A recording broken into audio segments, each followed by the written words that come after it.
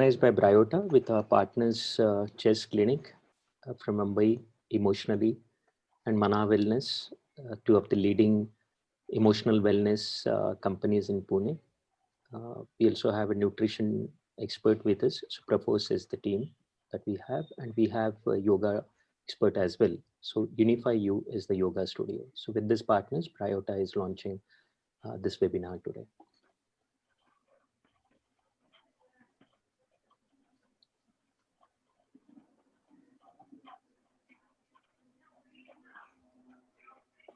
Ashwin, I think we can start because it's already 4:33. Just in the interest of time, maybe we can start now. Okay, great. Right. Thank you so much, Ashwin. Over to you. Thank you. I'm just checking if all the panelists are on. I can't see.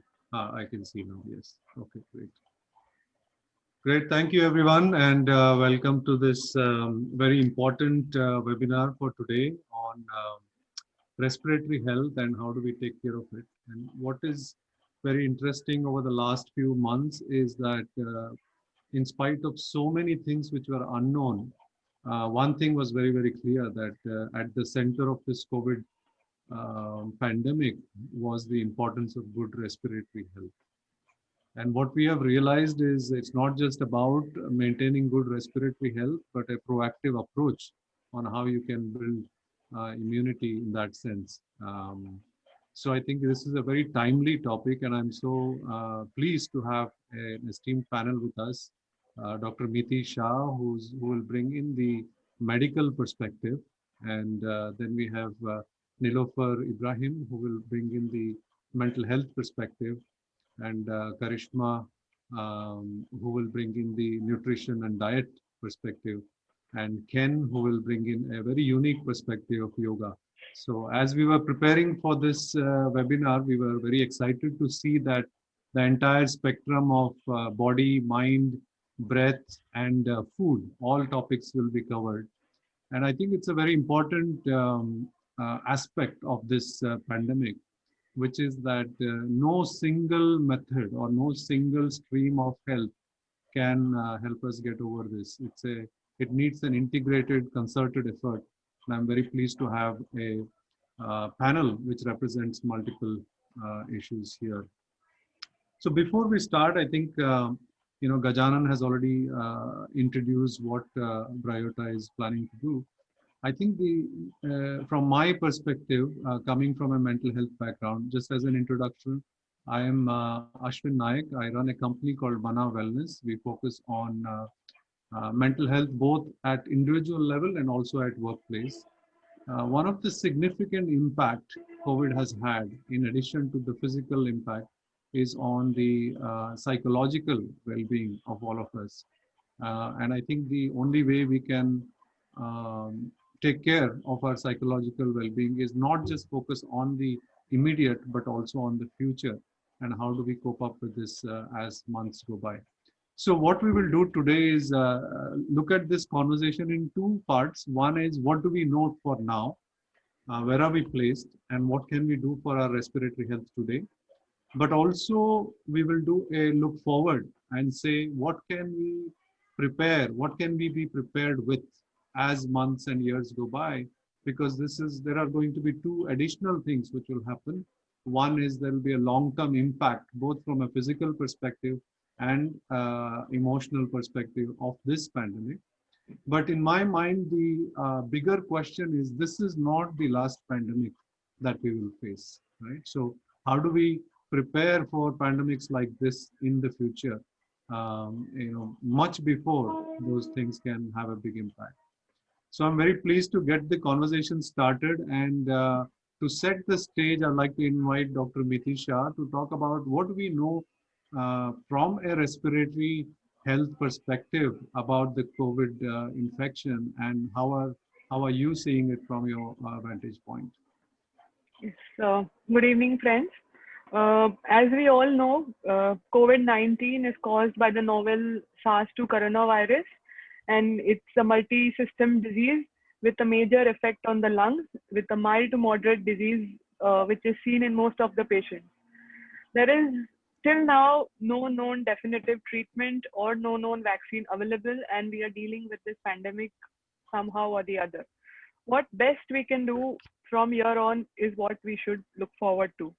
COVID can cause a relatively mild illness with zero effect on the lungs, or it can cause lung fibrosis, or it can cause a bad state leading to oxygen dependency for years and months together.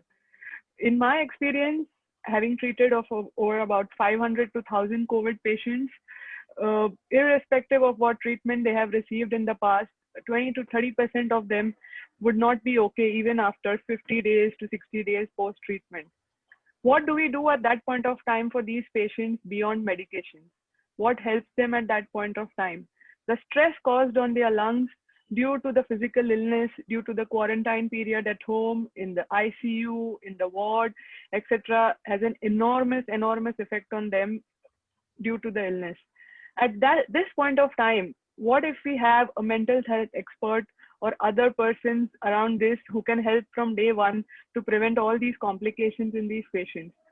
So what I realized that those 20% patients who didn't get okay with medicines were referred to mental health experts, were referred to alternative mode of therapy, and they did much better within 2 weeks of starting their alternate treatment options. We have with us Ms. Nilofer on the panel, who could help us further on how mental health issues will help in dealing with this pandemic. Over to you, Nilofer. Yes. Thank you, Dr. Shah. I think just before we go to Nilofer, one question which is on everybody's mind is, while COVID is affecting everybody, the most significantly concerned are people with existing respiratory illnesses. Are you seeing any difference between how people with existing respiratory illnesses are getting impacted? Patients with existing respiratory illnesses are having a more or less similar course of disease in the hospital or in the ward or with respect to treatment, but the post-COVID outcome of these patients is much more prolonged. Their recovery in terms of their pre-existing use of medications, their inhalers, their antifibrotics have increased post-COVID episode. Their CT scans have worsened post-COVID, and they are taking a much longer time to recover than the other patients who have had no pre-existing illnesses. Thank you, Dr. Yeah. Shah. Yes. So Nilofer, just adding on what Dr. Shah mentioned about the importance of mental health. You know, a lot of people are not only worried about their mental health while they are infected or are recovering, but also their families. So if you could touch upon both aspects of, as an individual, what to look after your mental health, but also as a affected family member, what can people do? You're on mute. Yeah, thank you. Thank you, Ashwin, and thank you, Dr. Shah.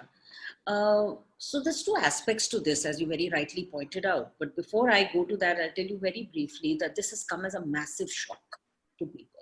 So even for those of us who are not affected with COVID, it's a massive shock. Once a person gets affected and knows now that they have to be in hospital or that they have to have extensive treatment or that their body is, various parts of the body, especially their lungs, which are so essential to their life, are compromised heavily. These are a series of shocks that come to people. Right now, I have my mama who is battling for his life with his lungs in complete hypoxia at a hospital in Bombay. So what happens to people like this is that they, when they come out of hospital, when they've had their treatment, which is to the best of their ability, the medical services are hard pressed now, but they're doing an amazing job. And when people come back home and are recuperating, their lungs are not okay yet, but the impact on the mind, that's something so essential as a part of their body that requires them, that signifies life, is in jeopardy, is very stressful. To know that this may last for a long time because doctors are duty bound to give them information on these matters when they're going home is even more stressful. So the patient, and then there could be other factors in the person's life. I would say the COVID survivor. The COVID survivor's life, there are other factors as well. There could be that, they can't go back to work, or they're not able to express themselves the way they want to. Staying in hospital itself can be traumatic. So there's that stress. There's also this worry and concern about the economics and so on and so forth that's going on around us. And when am I going to be fit again is one of the questions I hear over and over again. Yeah. When they're talking about this, they're talking about physical fitness. But right there, I can see that physical fitness is so deeply linked with their emotional well-being that in a sense, they're also talking about their minds. When will I be happy again? When will I be normal again? When will I be able to have a normal family life again? When will I work again? And these are weighing on their minds. There's been a huge stigma, as most of you know, attached to mental health. I'm going to call it emotional health. I'm not going to use the word mental health now, although I might slip between the two. Emotional health has always in India been regarded as something that's not to be talked about much.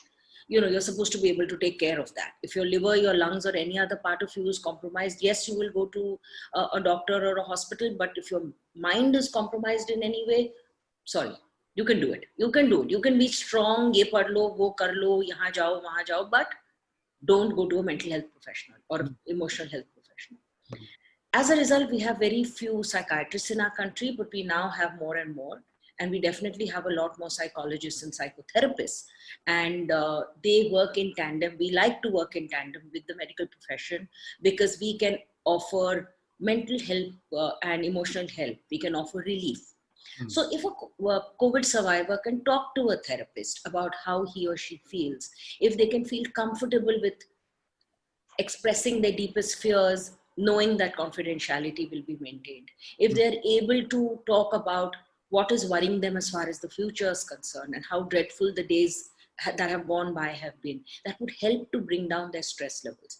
We know that allergies, lungs, breathing, all this is deeply connected to the mind. When your mind is very, very hassled, your breath changes.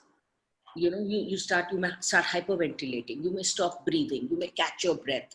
People who have asthma and similar such conditions that are lung related seem to have an escalation of those problems when they are stressed out. Right? So the very fact that we're seeking help, talking to somebody, letting out these repressed or frightened emotions will help to bring down the stress levels for a COVID survivor whose lungs have been compromised, and the person will go into recovery much, much faster. So we've seen that. We're already seeing that because there are people who've been affected right from March onwards, right? Now, as far as the families are concerned, I think families need to become more sensitive and not close their minds to asking the patient or the survivor, would you like to talk to somebody? Can I put you in touch with somebody? Not want to be there and interfere with the conversation while they're talking to their therapist. And to be able to create an atmosphere in the house which creates less stress. Not to keep reminding the person, oh, what's going to happen about your job? How are we going to, yes, everybody's in trouble right now. But by reminding such a person over and over again of the disadvantages they face, very often family members thinking they're being helpful are actually creating a bigger problem. So the sensitivity, I think, is very, very important here. And they may also need to seek help. When you're married to somebody, or you're the parent of somebody, or the child of somebody who's suffering, you yourself as a caregiver are going through a lot. And you may also need to seek help. Absolutely. No, I think well said. I think it's a question of how can you be there for anybody who's in this situation, whether it's an individual or a family member. And the second point about being open to seeking help. So I think these are very important points. Coming to Karishma, I think this, through the COVID period, I think one of the biggest, I would say, silver cloud in this entire thing has been people's focus on healthy eating, right? And people have suddenly, all of us have become gourmet chefs and, all of this. But this still continues to be a big area of concern. People have this at the top of their minds. What should I eat? What should I not eat? And there are so many myths floating around. So I think two parts of this question. First one is, how do people, what should people do to focus on a balanced diet? And second is there something specific that they need to do as days go by?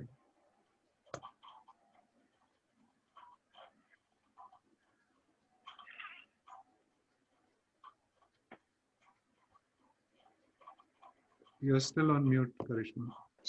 Now, okay, just went off. Am I okay now? Audible? Yes. Yeah. So good evening, Dr. Ashwin.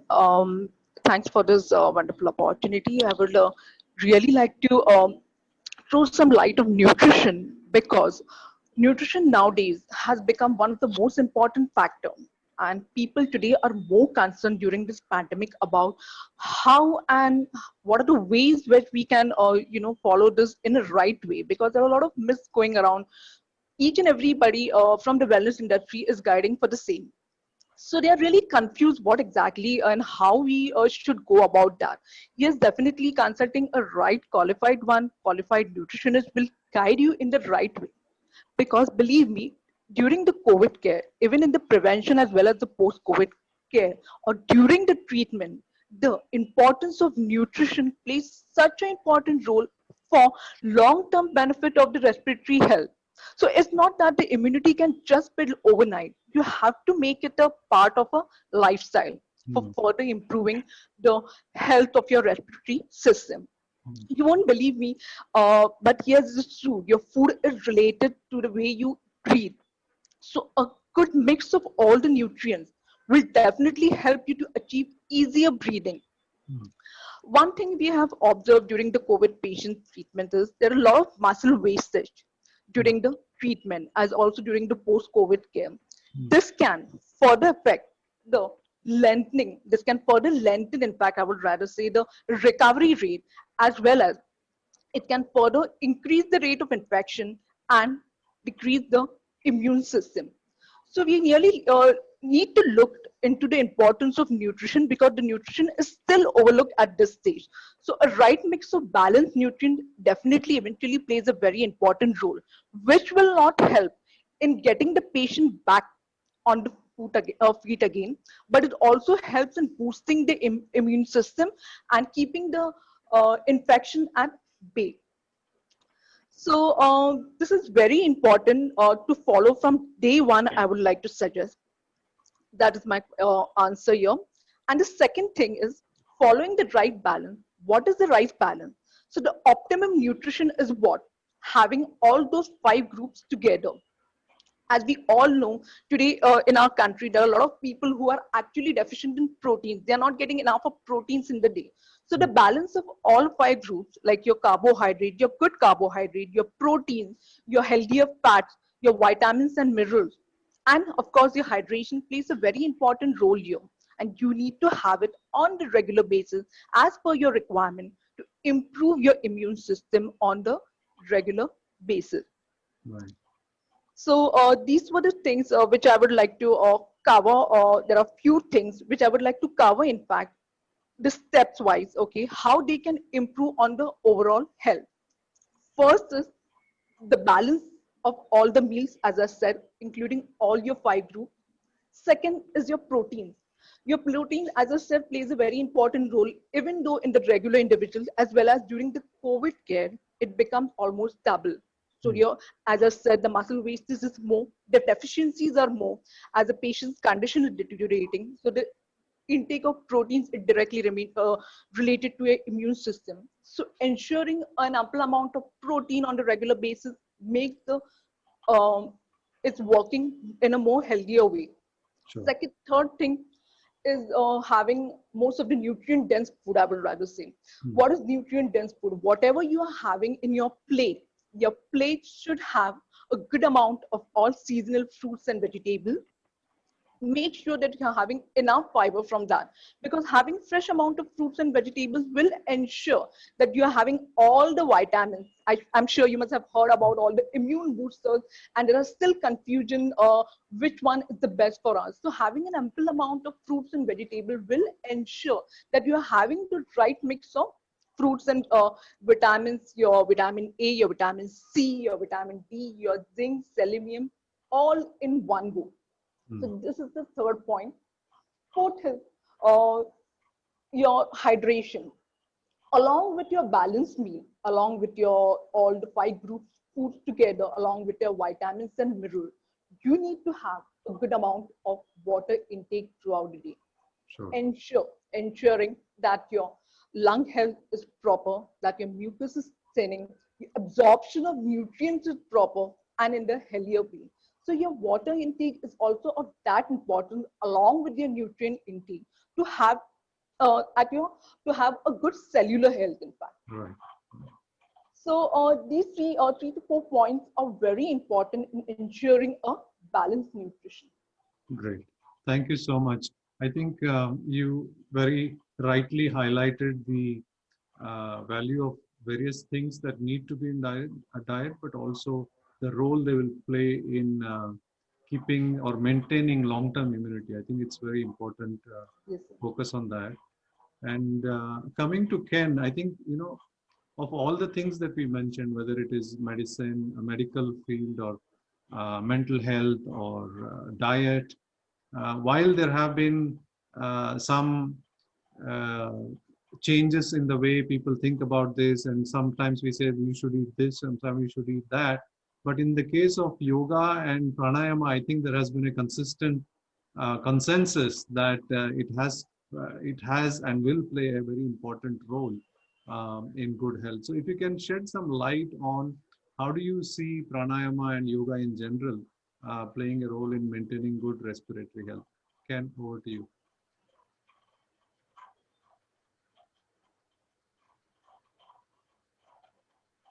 Indeed. Yeah. Okay. Sure. Yeah. Actually, just before joining this seminar, I saw very interesting news. Like just government saying that included yoga as some post-COVID program, and then in the hospital, the patients are like doing very simple asana like everybody. I saw that photos. So it really makes sense because yoga, if you practice even once, you understand yoga is to care about each and every part of your body and mind. So you are really caring of each cell, each organ. By doing yoga, you understand that. So this, including yoga in the post-COVID program is really makes sense. You basically care about, take care of each and every cell, and every organ.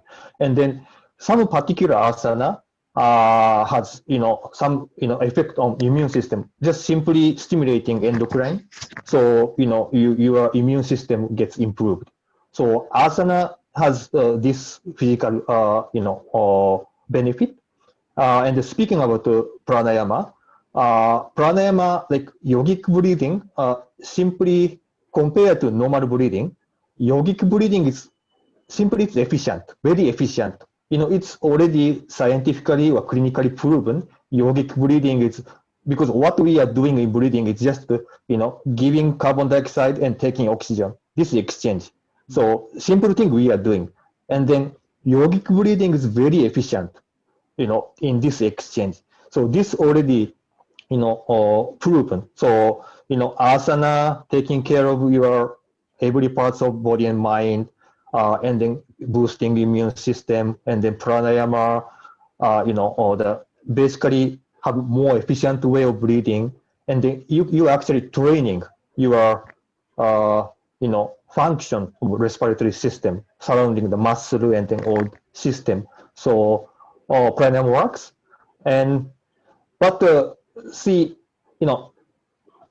it's not a medicine as such, like, like painkiller, and then you do once pranayama and suddenly everything goes away. It's not that. So you need daily practice, and then you have to make this yoga, I can say asana, pranayama, and meditation, these three things are part of your life or daily life. Right. Then, it's, it's what long-term plan, and then it's definitely improve your quality of life. Right. So the point is not just one time, but to make it as part of your daily life. Then definitely it works. Right. Great. Can also on this, is there something that should not be done in the post-COVID phase? Are there some asanas or breathing techniques that you recommend not to be done in the post-recovery phase? Anything you feel hard or tough, you shouldn't do anything. Yeah. So simple asana, it's not even asana, like just stretching, Mhm. not stretching, but kind of stretching asana, Mhm. or maybe you could go with this simple one, Sure. and then Simple yoga asanas to just make sure that you are in a healthy state of mind. yes. Great, great, great. So I'll also request the participants, if you have any questions for the panelists, please do write them in the chat while we continue our discussion for another 15-20 minutes. So coming back to you, Dr. Shah, now you spoke about the immediate impact and how things are being handled in the hospital setting. Going forward, you had mentioned some interesting points about what is the long-term impact on the lungs, long-term impact on the recovery, etc. But how should we think of if I have a family member who's just come from a hospital, spent 10, 15 days in quarantine, what should I be looking out for in the next 2 months, 3 months, and maybe a year from now?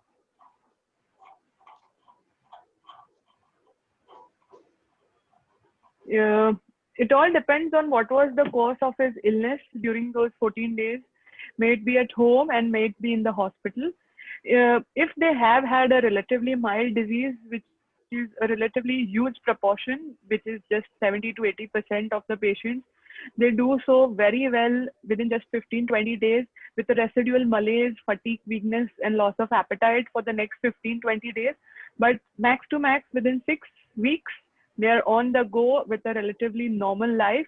And at this point, it is the mental health which, if is good, they are back to their routine. Unless only they are psychologically upset that they have been through a COVID episode, and that is what is hampering most of their daily routine to the normal in these mild patients. Coming to the serious patients who've had a ventilator course in the hospital, or who've had long-term oxygen dependency, or those who've had a post-COVID fibrosis, those patients need some major care in terms of either oxygen at home or repeat monitoring every 2 to 4 weeks with regards to some CT scans. At this point of time, I would like to emphasize that repeat CTs at every now and then at 4 weeks, 6 weeks is not the answer. Your lung fibrosis is not going to change much. At this point, we have the role of a pulmonary function test, which gives us an idea about the functional capacity of your lungs post-COVID, and recovery in the functional capacity is most important than the CT picture improvement. So that is something which has to be emphasized, and repeat CTs and emphasized to both the doctors and the patients that just doing plain CTs won't help. What we have seen is out of the 100% patients who need oxygen post-discharge, almost 70-80% get weaned off it in the next 2 to 3 months.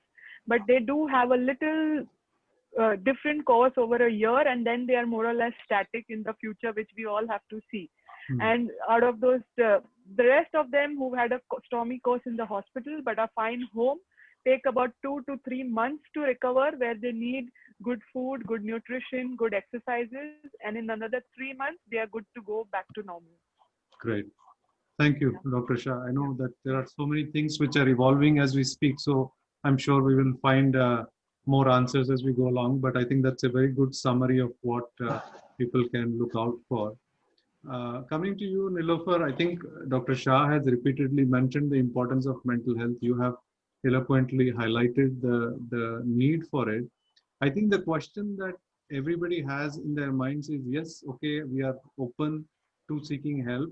What is it that we can do? How can I improve?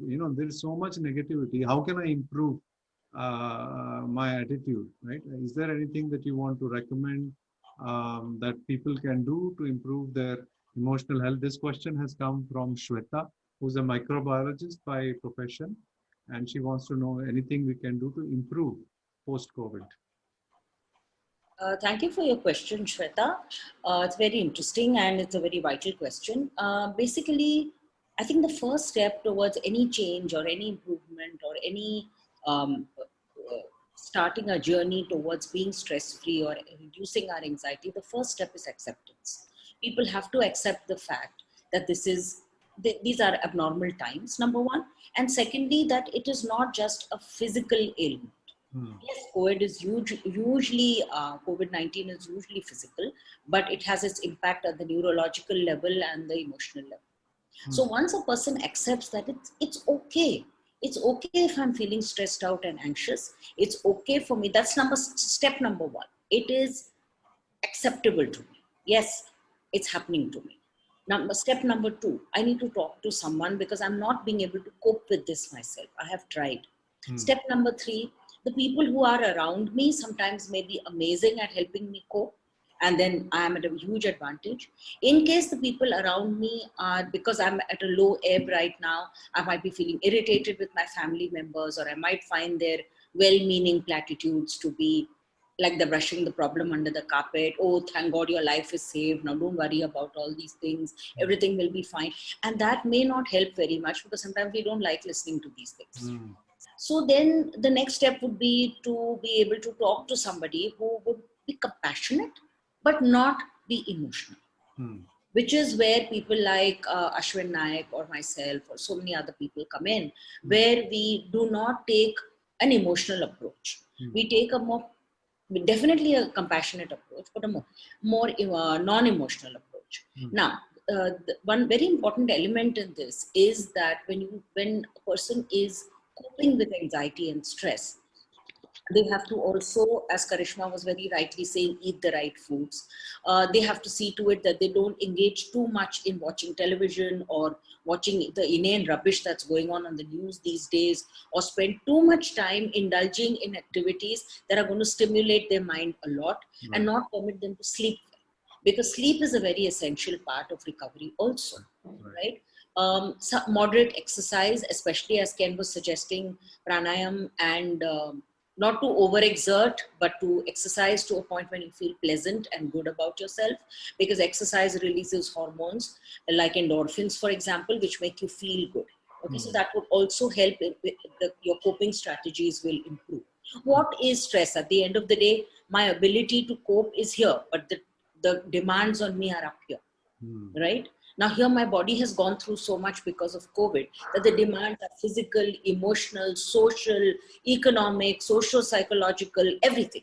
So I can't magically get to this point. I can't magically improve my coping skills, but definitely I can accept what's happening here and gradually, don't expect miracles, but gradually work on yourself with whatever help you can get by way of nutrition, exercise, therapy, meditation. For some people, prayer works very well. They like to do that. Sitting with plants, indulging in a hobby that helps you to relax. I found that gardening, for example, or cooking can be very, very therapeutic. Somebody told me ironing was very therapeutic. He was ironing everything in his house, including the kitchen towels. I said, hey, good for you, if that's what's helping you, that's important. And listening to music or playing music, anything that helps you feel good. Remember, you have to be kind to yourself right now. You have to be gentle. Right. So any COVID survivor needs to, and when your oxygen mask is in place, you will be able to do so much better. When I say oxygen mask here, of course, I'm referring to the emotional oxygen mask. Right. All the habits and behaviors that help us to cope. Right. Absolutely. I think those are great suggestions on how to build resilience in that sense. One thing that I wanted to get your attention on is the role of peers or your extended network that could play in a situation like this. Are you asking me, Ashwin? Yeah. Peers and your extended network. Two things. One is that some people have been away from work because of COVID and now have to get back to work. And yes, organizations and the EAP programs and so on are being very sensible about not pushing people back into work. On the other hand, well-meaning people will keep contacting you, keep calling you or messaging you and asking you, and you need not spend or should not be spending your entire time on WhatsApp or social media answering each and every question, because that itself takes a lot of effort out of you, right? Caregivers and family members can also help by making sure that you eat right, making sure that you, if you're feeling irritated or unhappy, not to sort of get too much into your space, but sometimes give you some space or ask you, would you like to be left alone for a while? Right. And it's also up to you to understand they mean well. They Right. mean well, they care, but they don't know what's going on in your mind. They Right. cannot read your mind. Right. They cannot give you the perfect answer or ask you the perfect question. Right. So they should be gentle, and in turn, you also should understand that they are trying their best. Yeah. But be able to tell them frankly, look, I just like to be left alone for a little while, or I just want to, go for a, go and take a nap or take a shower and go to sleep for some time. You should be able to do that frankly and comfortably with me. Sure. Family needs to be part of the therapy, but they should understand what you're going through. Right. No, absolutely. I think that's very well put. Family needs to be part of the therapy and recovery. We also are getting a lot of questions in this context. People are more concerned about their elderly family members, parents, extended family, etc. Right? That has been the top of everybody's mind since we realized that this is going to be sort of adversely impacting senior citizens. So a couple of questions, I'll just club them together.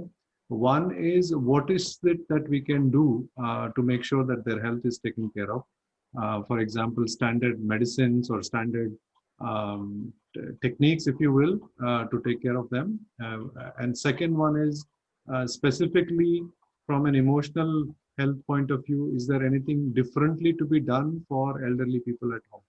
So maybe we'll start with Dr. Shah and then go to Nilofer. Yeah, with regards to medications, as such, nothing particular, but obviously taking their routine medicines, which they have always been taking very diligently, because since everybody is at home, there are lapses in that.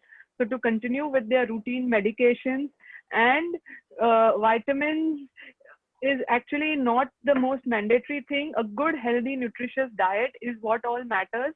And if required, certain vitamins.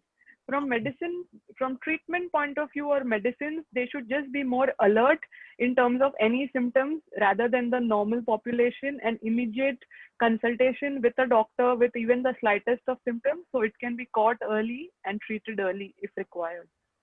Great. Nilofer? The thing that we know about the elderly, and I think we've all experienced with older people in our families also, is that, and I think we're all going to get there one day, is that we all tend to become more stubborn. Yeah. We all tend to not want to listen. I have heard any number of grandmothers and so on say things like, "Hey, doctor, they don't know anything." You know how doctors. And I mean, the thing is that in that one sentence, they sweep out all, the efforts created to help them.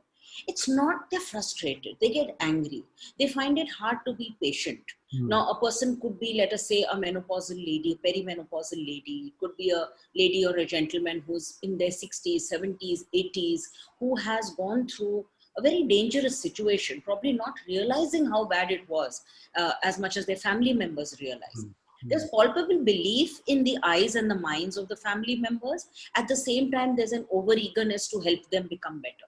Right. And then they seem to be resisting that help. They seem to be almost saying, no, I don't want to eat. I don't feel like eating. My mouth, food doesn't taste good anymore. So they come across as being fussy, irritable, angry, frustrated, non-cooperative, and very many times they get very depressed. They are not able to talk, especially if they are alone, like in the sense they've lost their partner, or their children are far away from them. So we have to understand where they are coming from. Understanding that where they are coming from is a very big part of helping a senior citizen. There are therapists who specially deal with seniors.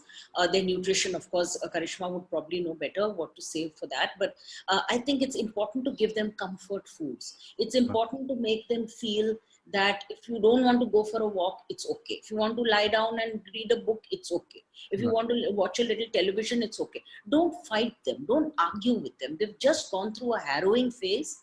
And already they are going through probably other things like diabetes, high blood pressure. They may have had surgeries. They may have, there could be other issues with them. So their comorbidities have already made the situation worse. Yeah. So what we can do is be gentle with them, be kind. One day we are all going to be in that state and probably be very, very irritating to everybody around us. Right. So let's not get payback at that time. Karma. Yeah, absolutely. let's be kind to them and be patient with them. Absolutely. And they are the ones who will not want to talk to a therapist also. That's another thing you must remember. They will say, what do these people know? Why should I go outside? In my entire life, I've never spoken. They've spoken to everybody, including the dhobi. But they will not talk to a therapist. Absolutely. So you have to accept that fact that they may not want to go there. But a peer group might help. We can get them on Zoom with a bunch of, their senior citizens group or some such thing. Sure. Maybe we can help form such a group. Sure. Family members can find other senior COVID members, survivors, and maybe. Yeah.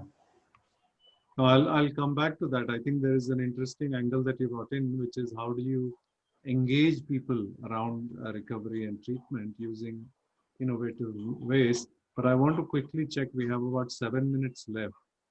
Gajanan, do we take the questions after 5:20 or before? Because there's a whole bunch of questions and I'm getting anxious now that I'll be able to cover them or not. Right, Ashwin, I think it's a very interesting topic that we are discussing. So that's why questions are just pouring in.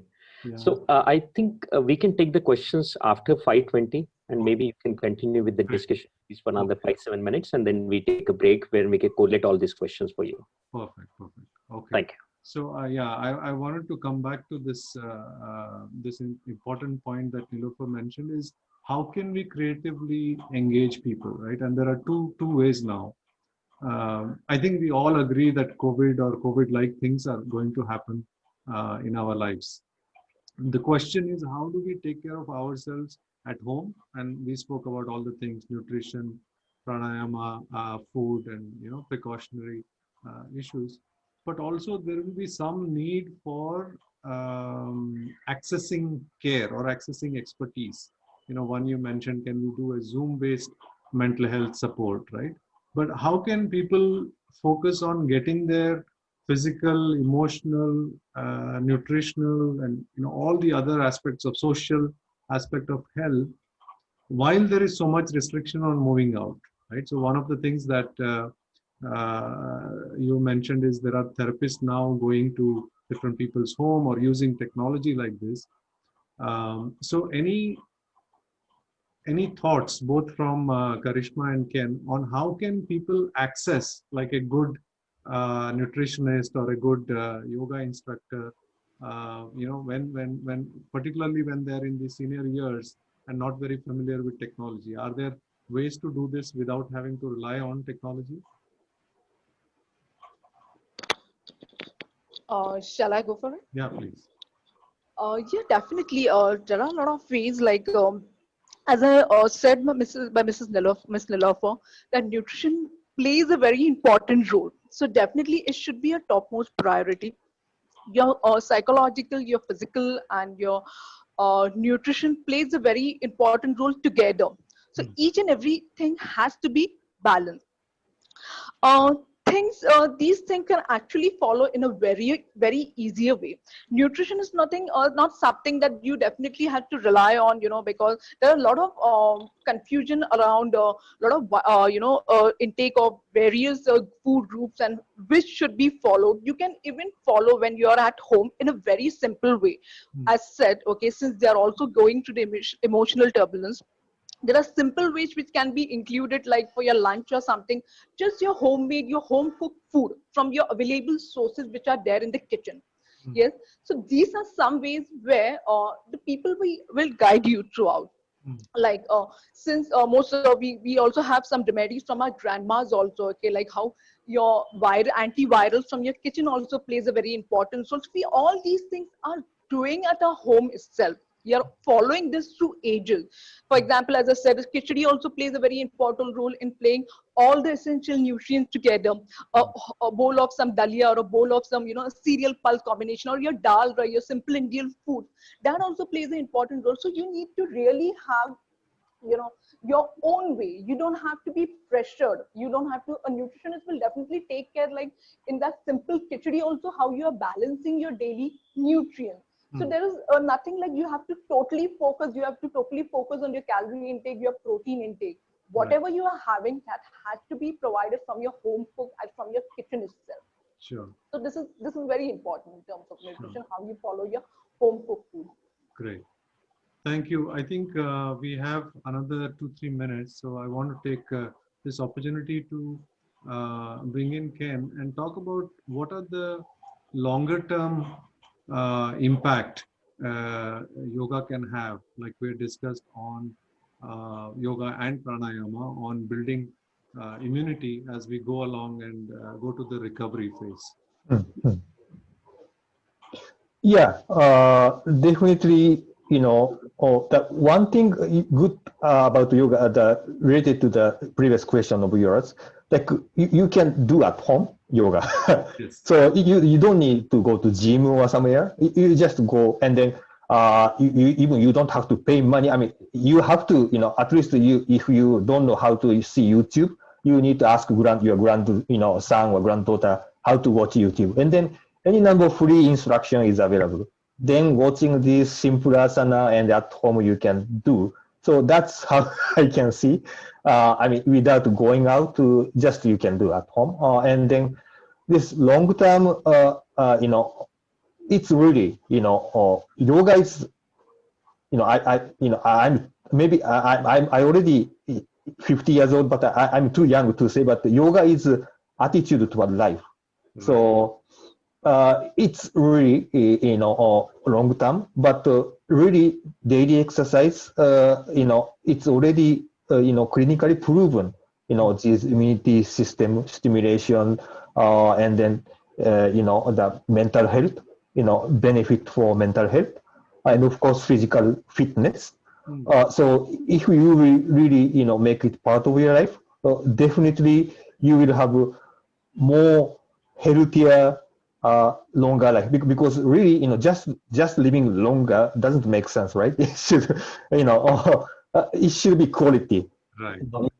And then to have quality, the one good way we already know is to have yoga in your daily life. That's, Absolutely. Absolutely, very well said. I think we can take a break at this note. I really like the way you said it's about attitude towards life and not just something that you would do. I think it applies to all of the things that we have discussed, ranging from food, yoga, mental health, and of course physical health. So if we can focus on building good attitude towards our life, of course the quality of life will improve. So we are at exactly at 5:20. So I hand it over to you, Gajanan, to walk us through what Bryota is doing. Thank you so much, Ashwin, and thank you so much all the panelists. I mean, it's not only COVID, the overall lockdown situation has created a new kind of environment for all of us. And I'm so glad while Nilofer was talking about, picking up a hobby or picking up doing something different, I'm glad that I picked up cooking. And I think that helps me calm down a bit and also helps Bryota to do whatever we are doing currently in the COVID-19 situation. So with that note, today we are launching Healthy Lungs program with our SIA Health coaches. So SIA stands for Systematic Intervention Agent. And I know all the panelists talked about specific issues, especially for elderly, when it comes to adherence or following a certain plan given by the doctor. So we do believe that Bryota has the right technology and the right team of respiratory therapists, and working with our partners, some of them are in the panel today, to provide the right interventions for a healthy lung program. So what is this Healthy Lungs program from Bryota? Right. So basically, the panel also discussed about the lung health situation today and why everyone has suddenly become more conscious and cautious about lung health. Of course, COVID-19 is creating a different normal for all of us. But also in last 5 to 10 years, asthma and COPD patients have increased exponentially in India. Okay. And when it comes to lung health, it's kind of a neglected topic. I mean, everyone talks about cancer, everyone talks about cardiovascular disease, but people are not talking much about lung health, though we have a very high percentage of younger generation getting into smoking addiction. So that's a topic that we wanted to focus on. So what's our this Healthy Lungs program with SIA? It's an integrated approach.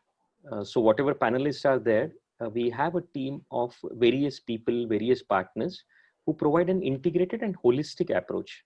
And we do work in tandem with the patient, doctor, and their family as well. Our idea is to bring back the positive habit forming interventions and include all the holistic health experts at right point of time, and make sure that we use our AI first, that's the artificial intelligence first approach, which is an affordable and easy to use technology, which Bryota has built in last 3 years. Of course, we built it initially for asthma and COPD, and now we have found a strong correlation with COVID as well. And that's what our technology is being appreciated by Government of India as well. So overall, SIA coaches will work with patient and doctor and help patient improve their adherence to action plan. Okay. What it offers to patients specifically. And as I think Ken mentioned earlier, just before this webinar, I think around 3 p.m., the Ministry of Health announced that post COVID-19, there is a management COVID-19 protocol which needs to be followed, and they are emphasizing on a holistic approach. So we have weekly coaching sessions planned with a dedicated SIA coach. We also have monthly coaching sessions with various wellness experts. It includes a psychologist, physiotherapist, yoga expert, nutritionist, and of course, respiratory technician. We have a simple mobile app to be used by elderly and children. And of course, anyone can use it, but we have a 360-point scorecard. So every day, instantly, you can check your lung health scorecard and see if you are improving or you need to do something different. We also have this connected devices. We have our own personal spirometer. It's called Spiro Pro. And we have a smart inhaler cap, which is especially useful for the asthma, COPD and fibrosis patients. So they can put this smart inhaler cap on top of the inhaler. It measures the temperature, humidity, and now because of COVID, we have added SpO2 as well to it. So what it means for the doctors, because we work closely with the doctors. So there are various measurable parameters which we provide to doctors on a real-time basis. And there's a real-time data that doctors can have access to. We also have a AI first clinical diagnosis support system. So we predict various situations in life of an asthma patient, as well as now for the COVID, as well as COPD patients. And we'll also have a team of SIA coaches working with patients. The idea would be doctor gives the action plan to the patient, but SIA coaches actually help patient implement this particular action plan and improve their self-care and eventually help improve their quality of life. Okay. What we have is an Indo-Danish technology. So ours is a healthcare startup set up in India 3 years back, but we have been actively working in Europe. So we have a Danish entity as well. And between Denmark and Pune, we have built these 2 interesting devices. One on left, what you see is a personal spirometer. And you have a mobile app as well as a clinical diagnosis support system software for the doctor. And you have a smart inhaler. So that's the technology we are using in the SIA program. Okay. So finally, we at Bryota and working with our partners, we are on a mission to help you breathe better. If you have any questions regarding the SIA program or how SIA can help you or your patients, please drop us an email at sia@bryota.co. Thank you so much for giving me this time to explain our SIA product. And Ashwin, now over to you so that we can start back with the questions. Great, thank you. Thank you, Gajanan. I think this is a very interesting development. Let me go back to a few of the previous questions which I was not able to address, and please put down your question in the chat box. I'll take it up one by one. There are many questions about what is the long-term impact of COVID-19 on our body and lungs, and I guess it would not be incorrect to say that we still are figuring out. We haven't yet found out what are the longer-term impacts, and new knowledge is coming in. But if Dr. Shah, if you want to add something to it. No, nothing. As we have mentioned, some are having quite a morbid lung disease. The 2 to 3% of the population, I would say. The rest 80% are getting back to absolutely normal, and the 15% are having some sort of respiratory morbidity at the end of the day, which we hope that by the end of 6 months to 1 year should almost reach about normal.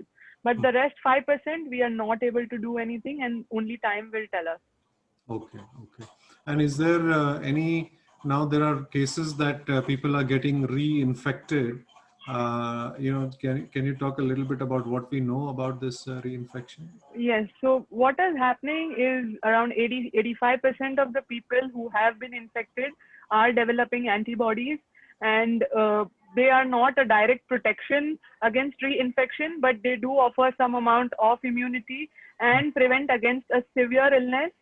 The effect of these antibodies are as of now known to last for 3 to 5 months only. Only time will tell us whether they will last longer or they will offer the same amount of protection. Also, only time will tell us whether a single vaccine would suffice for life, or it will be a yearly vaccination or a 6-monthly vaccination that has to go through. Only time will tell us. Reinfection, once the antibodies have waned, could lead to a similar fatal or a non-fatal illness, just like a previous illness. So only antibodies do provide some protection for three to 4 months, and that would lead to a milder disease and a better outcome. There's also one very direct question here about lung damage is, what if you find lung damage? The question is framed differently, but I'll reword it. Is how long can you expect to get back to your pre-COVID stage? What is the likely recovery time? So it depends on the amount of lung damage. If patient have had a very severe illness in due course of time, so just like other causes of lung fibrosis, it's never 100% reversible. So anywhere between 6 weeks to 12 weeks is what is required for them to get back to a normalcy, and whatever they achieve at the end of 3 months or 12 weeks is what is going to be their more or less lifetime with them. If they do have some morbidity at the end of 3 months in terms of breathlessness on exertion, in terms of some saturation drop, that is what is going to stay with them for a long amount of time. And at that point of time, it is lung exercises, breathing exercises, yoga, pranayam, and other things which will kind of like pulmonary rehab is what we call, is going to help to get back to normal. But 100% recovery is not what we are expecting for those set of patients. Right. As I'm reading the questions, I'm also getting the sense that there is a lot of anxiety. Again, coming to your point of view, Nilofer, most of the questions are about when will I get better? How many times can I get infected? Will this multivitamin work? What should I keep in my house? So I think there seems to be, the apprehension of getting COVID is much more severe than actually, suffering through the infection. Anything that people can do to sort of take away the attention from all of this anxiety?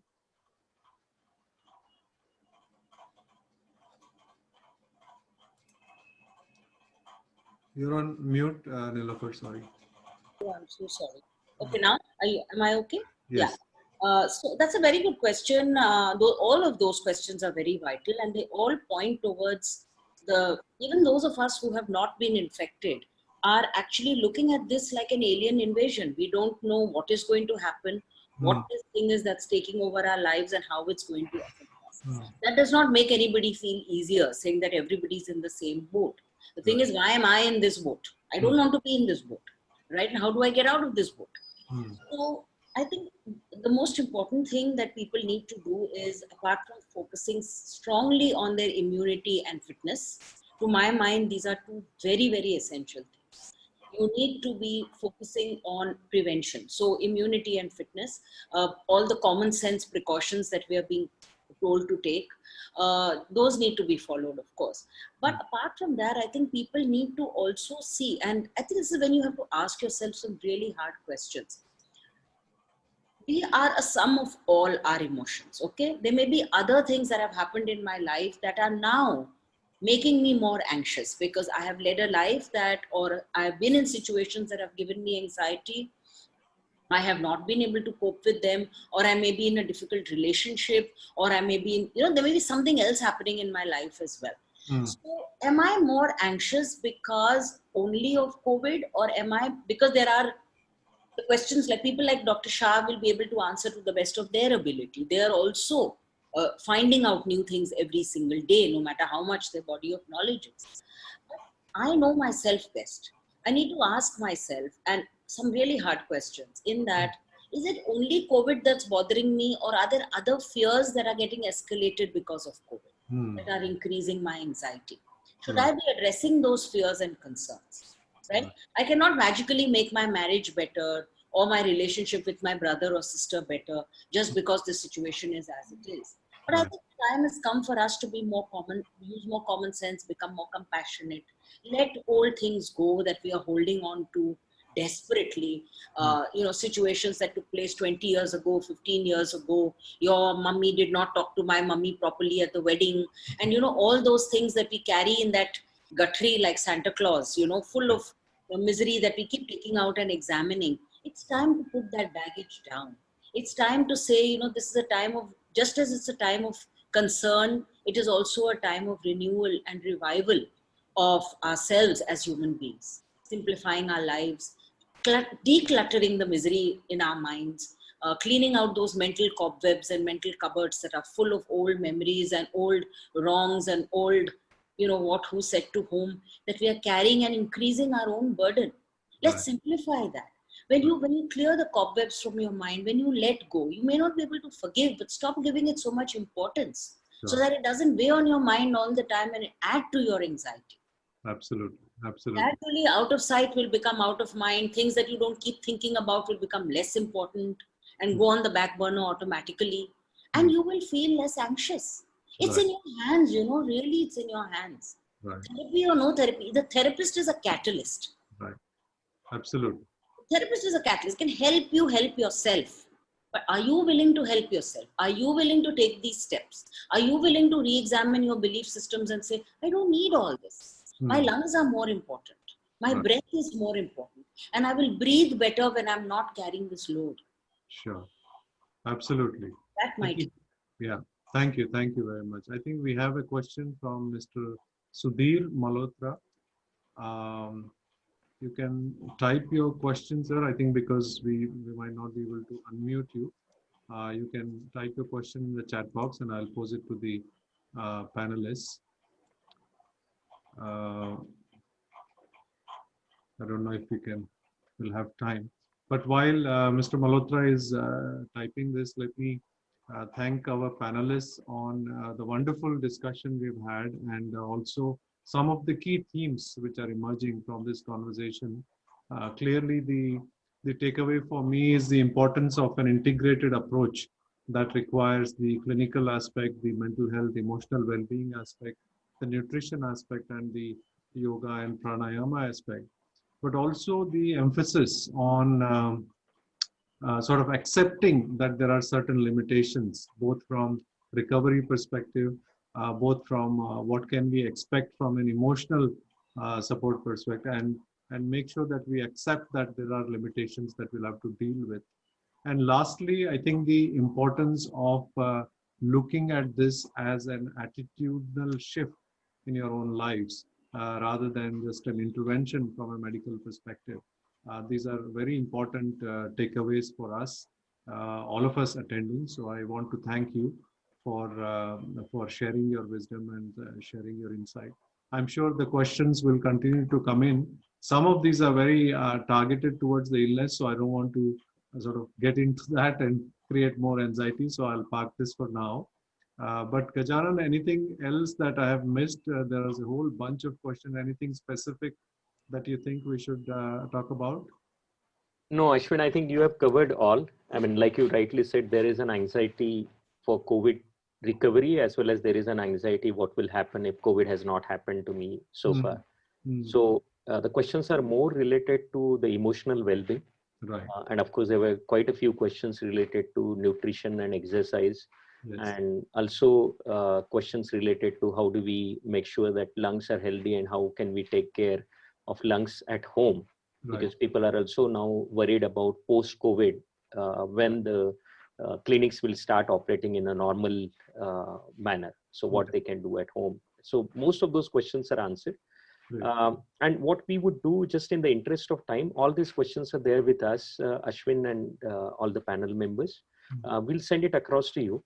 And if there are any specific questions, because there are some very personal questions I think people have asked, which we would not like to discuss in the webinar, but we will send it across to you. And if you think it's appropriate, you can respond to those particular participants with your specific answers. Great. Great. Thank you. Thank you so much, Dr. Shah, Nilofer, Ken, and Karishma for joining us. I think it was fantastic hearing from your experience and also your message that you conveyed during this webinar. I hand it over now to Gajanan and his team. Yes, thank you so much, Ashwin, for leading this wonderful webinar today. I'm sure it is informative, and we do apologize that there are so many questions that we see in the post window, but maybe we'll not be able to cover. And thank you so much for the esteemed panel members as well. Nilofer, I think you covered a wide spectrum of emotional well-being. Yen, you emphasized on yoga doesn't mean that you have to do some super yoga, but you can do some little exercises, but do it regularly, and that matters a lot. And Karishma, you of course highlighted that nutrition is not something that you get only from multivitamins, but doing small things like having your water intake checked, using food that are nutritious, and probably home cooking is something that is more important. And of course, Dr. Meeti, the kind of fear that post-COVID is creating, and especially for patients who are unfortunately getting into fibrosis situation, I think you explained and answered those questions as well. So thank you so much, all the panelists. And Ashwin, once again, thank you so much for wonderfully weaving all these questions together for our panel as well as for the participants. If any of the participants have any further questions, please feel free to send it our way. You can send us an email at cia@briata.co. And now we have, since officially now we have launched this program, we'll be reaching out to each one of you separately, and we'll explain what it means probably for your patients or yourself or your loved ones. So thank you so much, everyone. And with Ashwin, your and all the panelists' permission, then I think we can call it a day for now. Thank Great. you. Thank you. Thanks, Thank you so much.